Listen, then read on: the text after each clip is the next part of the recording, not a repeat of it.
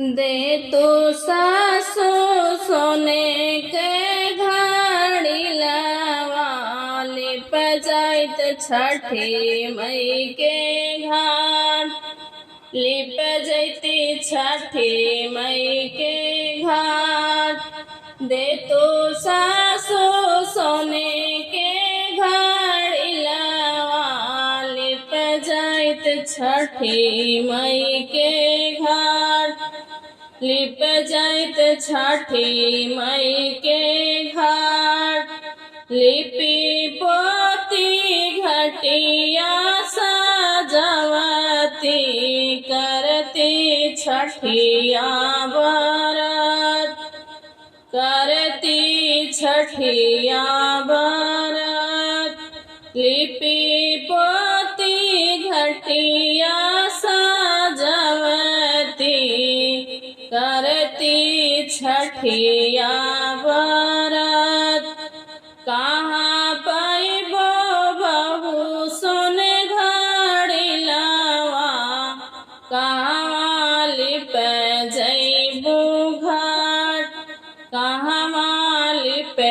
जैबू घाट कहाँ पैबो बहू सोन घड़ी लवा कहाँ लिप जैबू घाट लिपि पोती कथिए सजैबू कहाँ करबू छठिया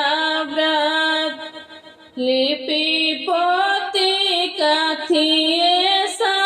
सजैबू कहाँ करबू छठिया व्रत कहाँ करबू छठिया व्रत लिपि पोती कथिए सजैबू कहाँ करबू छठिया व्रत सोनरा घरे सासु सोनक घड़ी लवा गंगा तीरे लिपब छठी घाट गंगा तीरे लिपब छठी घाट सोनरा घरे सासु सोनक घड़ी लवा गंगा तीरे लिपब छठी घाट लिपि पोती फूलवे सजैबो छठी माई दिहे बारे दान लिपि पोती फूलवे सजैबो छठी माई दिहे बारे दान छठी माई दिहे बारे दान पहले दिन खीरिया बनैबो भोगवा लगैबो केलवा के पात भोगवा लगैबो केलवा के पात पहले दिन खीरिया बनैबो भोगवा लगैबो केलवा के पात दूसरे दिन देबो रघिया तीसरे दिन मांगब बारे दान दूसरे दिन देबो रघिया तीसरे दिन मांगब बारे दान तीसरे दिन मांगब बारे दान गैया के दूध देबो रघिया छठी माई दिहे बारे दान गैया के दूध से देबो रघिया छठी माई दिहे बारे दान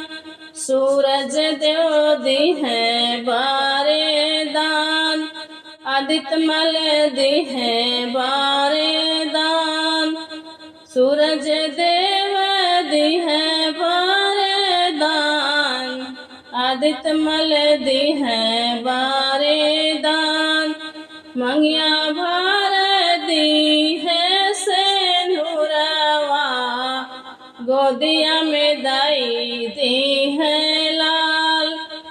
गोदिया में दई दी है लाल मंगिया भरल दी है सेनुरवा गोदिया में दई दी है लाल घरमा में दी है अन धन लक्ष्मी बनल रहे जोड़ी सब कर साथ घरमा में दी है अन धन लक्ष्मी बनल रहे जोड़ी सब के साथ बनल रहे जोड़ी सब कर साथ घरमा में दी है अन धन लक्ष्मी बनल रहे जोड़ी सब कर साथ बनल रहे जोड़ी सब कर साथ।